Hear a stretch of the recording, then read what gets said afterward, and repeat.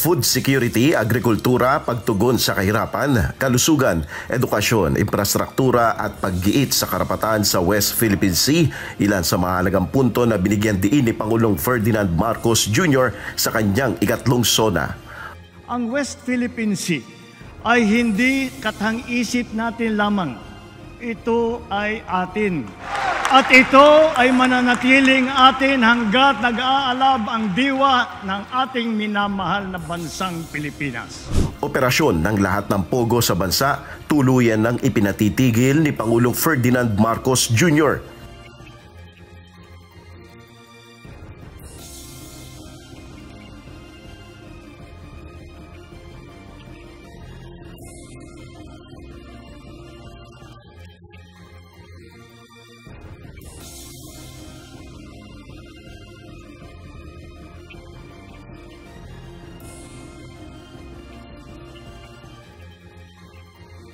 Vice President Sara Duterte hindi nanood ng ikatlong SONA ni PBBM.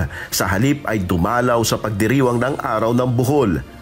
Dating Pangulong Rodrigo Duterte, Senator Bato de la Rosa at Senator Bongo hindi rin dumalo ng ikatlong SONA ni PBBM. Mga militanteng grupo sabayang nagsagawa ng kilos protesta sa ilang bahagi ng Quezon City.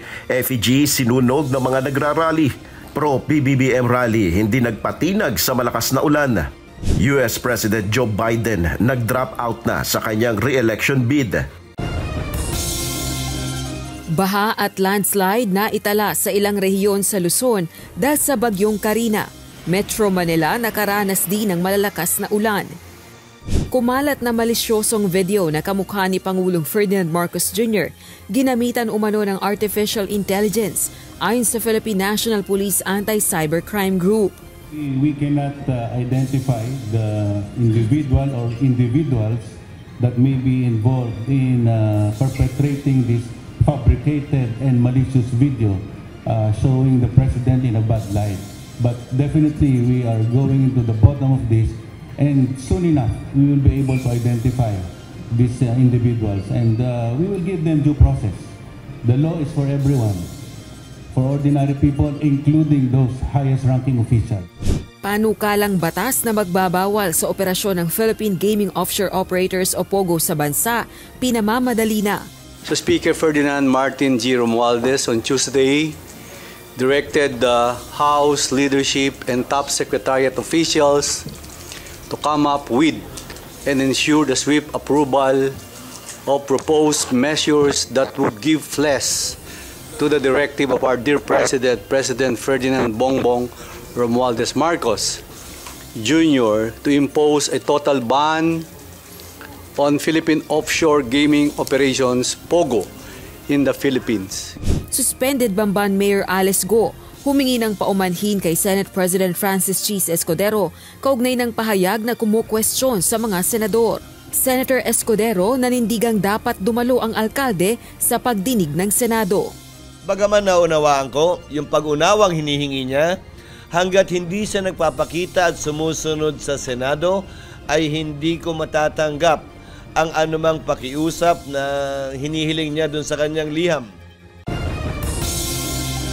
Malaking bahagi ng Metro Manila binaha dulot ng ulandala ng pinagsamang epekto ng bagyong Karina at habagat. Libo-libong residente lumikas. Nung umalis ako ng bahay kanina, hanggang dito ko na sa loob ng bahay namin, halos hanggang dibdib na. Mabilis yung pagtaas ng tubig. Kaya yung mga kami, kasama yung mga kapitbahay namin, dalas-dalas na sunod-sunod ng mga nag-evacuate dito. National Capital Region isinailalim sa state of calamity. There's a motion to declare Metro Manila in a state of calamity by Mayor Francis Zamora and by Chairman Don, seconded by Mayor Lani Cayetano. The motion is hereby approved that Metro Manila is now in a state of calamity. Problema sa drainage at sobrang dami ng ibinuhos na tubig ulan dahilan ng pagtaas ng tubig sa maraming lugar ayon sa Metropolitan Manila Development Authority o MMDA. First time. Ngayon lang talaga. Hindi nga namin na-expect na ganito kalaki ang baha dito. Pinakamataas ngayon yan.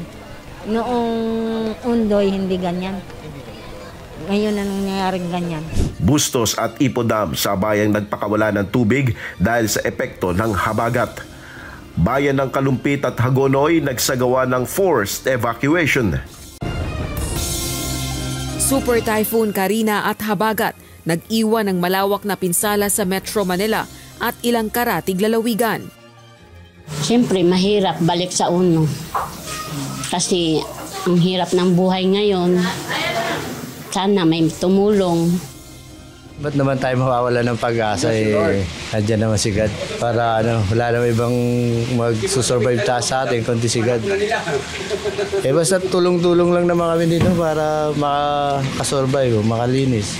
Metro Manila at 3 pang rehiyon inilagay sa Code Blue Alert ng Department of Health.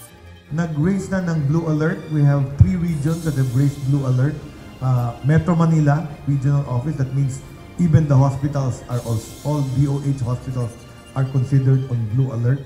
Ganun din ang Ilocos at ang Calabar Zone. And Central Luzon is also Code Blue. Pagtutok sa pangailangan ng mga lugar na apektuhan ng mga pagbaha, iniutos ni Pangulong Ferdinand Marcos Jr. Pagpapadala ng medical teams sa evacuation centers, ipinag-utos din ng Pangulo. The next part of this is going to be our healthcare. Minsan nakakalimutan yan But those in the evacuated areas will need to, kailangan meron silang clinic sa bawat evacuation center or at least may umiikot na medical team. Oil spill mula sa lumubog na oil tanker sa Bataan, pinangangambahan. Isang crew member nasawi. PBBM inatasan na ang government agencies na i-assess ang lawak ng oil spill sa Bataan. Umalis sila doon sa Bataan, papunta ng Iloilo. Pero during that time na bandang mga alas 10 ng gabi, naramdaman na nila na malakas yung alon at nag-decide yung kapitan na bumalik. Pero initially, nahirapan sila sapagkat ang sabi nila ay pasalubong sila doon sa alon. At ang term ng mga crew ay sumalok sila ng alon at pinasok yung barko hanggang tuluyan silang nag-capsize. Basically, what we need to assess is where is the capsized vessel? The fuel that's being released, what are the tides, what are the winds, where is it headed? Para maunahan na natin some determinations on that. Ilang residente sa evacuation center sa Marikina nagkasakit na, mga gamot na kailangan, kinakapos na. Wala pa po. Sabi po nila, kanina po pumunta po ako dito, sabi balik na lang daw po. Nagsabi naman po ang Department of Health na mayroon dadalhin ngayon. Opo, hintay lang natin. Sobrang dami talaga. Sobrang dami po talaga ng tao dito. Mahigit 400 paaralan sa bansa ipinagpaliban na ang pagbubukas ng klase sa July 29 dahil sa pinsala ng bagyong Karina at Habagat. So far, ang report sa amin is ang severely damaged talaga yung NCR, yung Region 4A, Calabar Zone, tsaka yung it seems Region 3 din because we have 400 schools that will open after July 29. Siguro yung iba mapipilitan, they will conduct classes outside of the school building, makapagklase lang. Tingnan natin, we'll see. Ganyan naman, nasanay na tayo sa pandemic. Kahit hakanapan natin ng paraan para magkaroon pa rin ng pasok. Mga posibleng pagbabago sa flood control plan kailangan dahil sa nagbabagong panahon ayon kay Pangulong Ferdinand Marcos Jr. Ang tubig hindi nangingilala ng boundary. Kaya ang flood control has to be a big plan. Hindi pwedeng it will cross 3, 4, 5 regions. Ibang klase talaga itong hinaharap natin ngayon. It's not the usual monsoon, it's not the usual typhoon. It's another animal.